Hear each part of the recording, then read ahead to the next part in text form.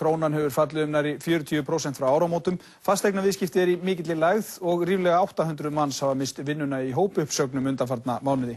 Á sama tíma ríkisstjórnin gagnrýnd fyrir aðgerðaleysi í efnahagsmálum. Þingmennirnir Lúðvík Bergvinsson og Guðni Ágústsson ætla að kryfja ástandið og þeir eru sestir hjá Brynju. Velkomnir. Takk. Svona eins og Sigmar sagði þá hafa þessar aðgerðir ríkisstjórnarinnar sætt gagnrýni fyrir að vera ekki nægar. Meðal annars sagði Edda Rós Karlsdóttir hjá Greiningardeild Landsbankans að það mætti líkja þeim við það þegar veiku barni gefinn of lítill skammtur af pensilíni. Eru þið stjórnarliðarnir búin að klúðra málunum svona rækilega? Nei, ég held að megin að segja að það sem líka hættulegt að gefa of mikið pensilín. Þannig að við verðum að fara varlega í veðurinn. En auðvitað ríkisstjórnin að vinna að því að reyna að tryggja hér fjármálastöðugleika og tryggja atvinnulíf. Það náttúrulega lykilverkefni sem að ríkisstjórnin vinnur að. En hefur biðin eftir því að þessar aðgerðir verða tilkynntar, hefur hann ekki skaðað? Ég held að megi taka undir það sko, það bagalegt að þetta skulle ekki hafa komið strax, en það eru líka eðlilegar skýringar á því. Seðlabankinn fékk þetta verkefni frá Alþingi að útvega þetta lánsfé og hefur að vinna að því og metur það væntanlega bara hvenær heppilegasti tíminn til þess að koma fram með þessar aðgerðir. En það má heldur ekki gleyma, það búið að gera hér gjaldeyrisskiptasamninga við Norðurlöndin. Fyrir ári síðan eða svo var gjaldeyrisforðinn tvöfaldaður. Þannig það verið að vinna því að tryggja þessum stöðugleika.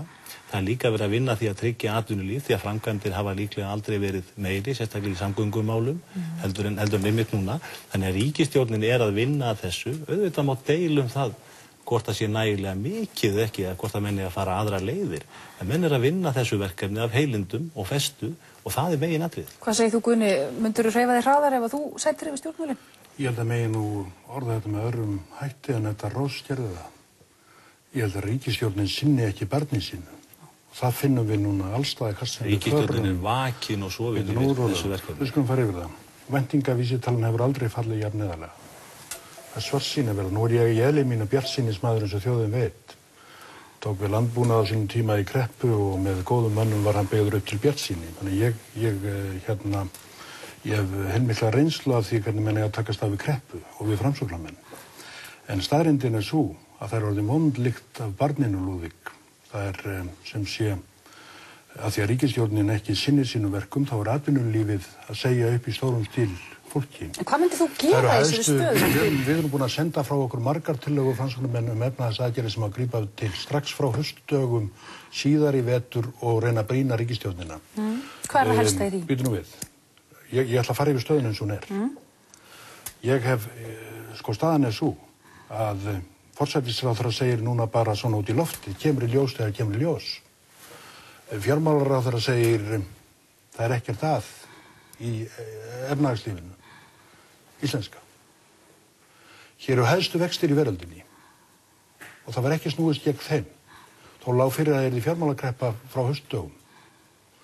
Seðlabankinn hefur rólað sinn veg og ríkisstjórnin og lítið samstarf þar á milli. Þannig að við stöndum frammi fyrir því að íslenskt atvinnulíf og skuldu heimili að bera vexti sem þau geta ekki borið. Og það gerist ekkert í málinu. Hráolíulíterinn að fara upp í 200 kall og bensínlíterinn stefnir sennilega þangað. Ríkisstjórnin gefur hvergi eftir og segir sér bara til lagi. En sumt af þessu hefur verið bent réttilega á að alþjóðakreppa valdi. Nei, sjá til. Það liggur alveg fyrir. Við getum spurt hvert mannsbarn á götunni. Flestir munu segja ríkisstjórnin tekur hvergi á. Ríkisstjórnin kreppu hefur miklu meiri skyldur heldur en ríkisstjórn þegar allt gengur, þá þarf ríkisvaldi oft að draga sig út af markaðnum. En þegar að krepp í aðsíum, þá þetta allt annað mál og ég segi við Lúðvík. Ef það hefði nú verið farið eftir hans flokki Samfylkingun og Vinstri grænum á síðasta kjörtímabili, þá væri hér lítið útflutningstekjur á Íslandi núna. Við byggðum upp útflutningsatvinnuvegi sem að skila hér miklum gjaldeyristekjum.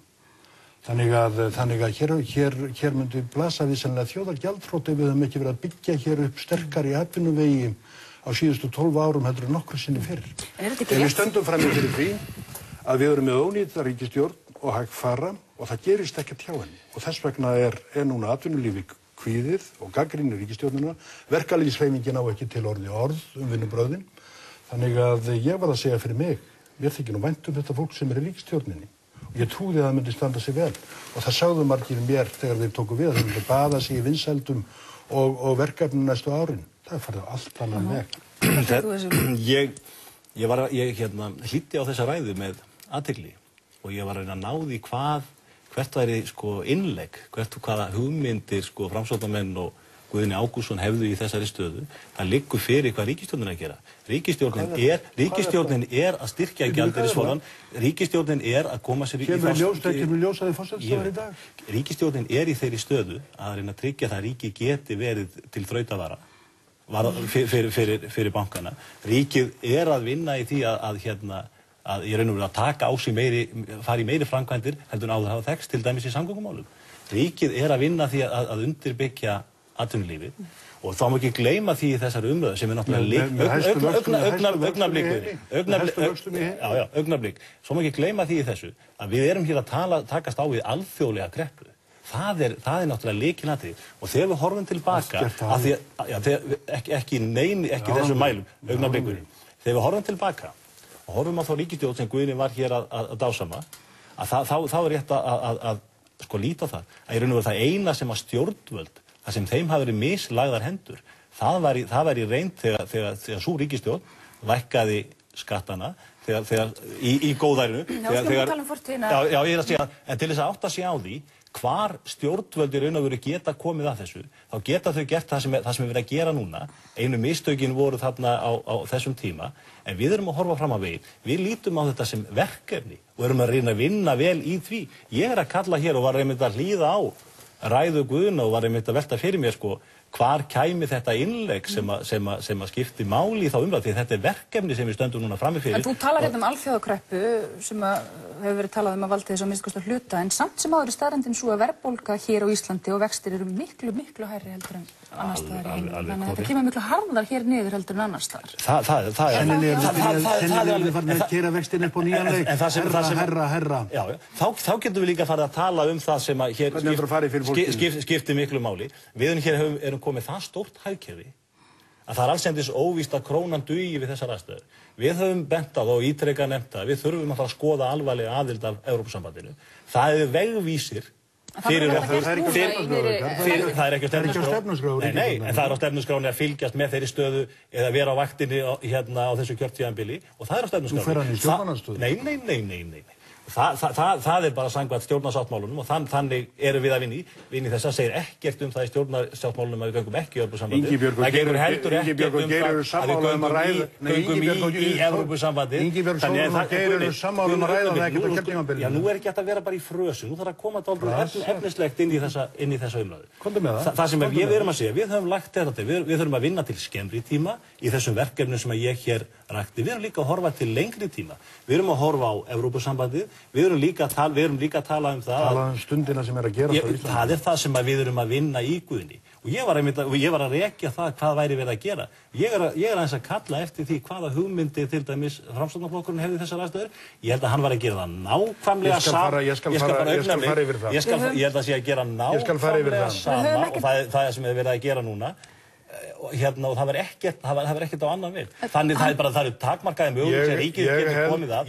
Meginverkefni núna er að vinna að fjármálastöðugleika. Það er unnið að því markvisst og tryggja atvinnulíf og það er verið að vinna að því mjög markvisst. Hvað er það fyrsta sem þú myndir gera ef þú Ég held í fyrsta lagi að ríkisstjórnin hafi verið svo grandalaus því strax þegar hún tók við voru hér mikil verkefni af gríðarlega þensla. Og hún fór ekkert að fást við það. Þannig að fyrirbyggjandi að gera skorti. Hvað myndir þú gera í þessari stöðu ef þú verður í henni núna? Við höfum lagt fram ítarlega tillögu Framsóknarmenn hvað við myndum gera. Stærsta verkefni strax var auðvitað á aðilum vinnumarkaðarins á fund. Alþýðusambandið segir að einn fundur hafi átt sér stað. Ég heyrði núna viðleiðum mér að tala. Hún tala lengi. Alþýðusambandið segir að einn fundur hafi verið haldinn. Þú myndir vilja skapa einhvers konar aðilar vinnumarkaðarins eru báðir aðilar að skamma ríkisstjórnina. Þannig að stærsta málið væri náttúrulega sem var gert bara með þjóðarsáttinni.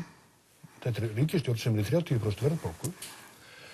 Þetta er fyrsta ríkisstjórn sem glutrar niður þjóðarsáttinni og við Framsóknarmenn höfum lagt fram ítarlega tillögur bæði í haust og svo aftur síðar í vetur hvernig á að snúast við vandanum. Sjáðu nú til. Í mars sagði Geir H. Haarde að botninu væri náð og Ingibjörg Sólrún líka. Botninum er ekki. Hraðinn leiðum mér að klára það sem ég ætla að segja. Þú voru að fara rétt með það skiptir máli. Botninu var ekki náð, þetta heldur áfram. Gengið fellur, það fallið 40%. Það nægt til þess að einn ríkisstjórn í hvaða land sem yrði að fara frá. Hún ræður ekki við verkefni. Og núna landsfjárkreppa á Íslandi og ríkisstjórnin tekst ekki að leysa hana. 500 milljónir áttu að taka inn í Seðlabankann, það gerist ekki. Og nú segja bankarnir, gengið að falla að því það gerist ekkert af því sem að ríkisstjórnin lofaði að yrði gert fyrir atvinnulífið og fólkið á Íslandi. Ef þetta stendur svona áfram, að það gerir verið landsfjárkreppa, bankar sem eru blóðkerfi þjóðfélagsins eru strand, þá munu ágætis heimili, sem kannski ekkert illa stödd til langs tíma. Atvinnulíf sem þarf smá fyrirgreiðslu. Þetta mun verka eins og kransaða stífla ef ekki verið tekið það. Allar sanngjarnir sé nú gett. Að lokum, þá langar mig bara til þess að vita, hvenær von á frekara útspili frá stjórnarflokkunum? Ríkisstjórnin spilaði út í síðustu viku ákveðnum aðgerðum. Hvenær von á næsta skrefi? Hvenær von á næsta skrefi? Þetta er bara að lokum hérna. Þetta eru 75 milljarðar skuldabréfaútgáfa sem eru styrkja augnablikkunni sem kemur í næstu viku sem verður til að dýpka og styrkja gjaldeyrismarkaðinn. Ég á von á því að 25 milljarðar verði boðnir út í þessari viku. Ég á von á því og ég vona það augnablik að það mun styrkja gjaldeyrismarkaðinn. En það er athyglisvert hér í allir þessari ræðu að þá hafður ekkert til umræðuna að leggja. Mikið til umræðuna að leggja. Það verður svolítið eitthvað að frétta núna í þessari viku. Ég á von á því að það verði. Við erum að setja punktinn hér. Takk kærlega fyrir Guðni og Lúðvík.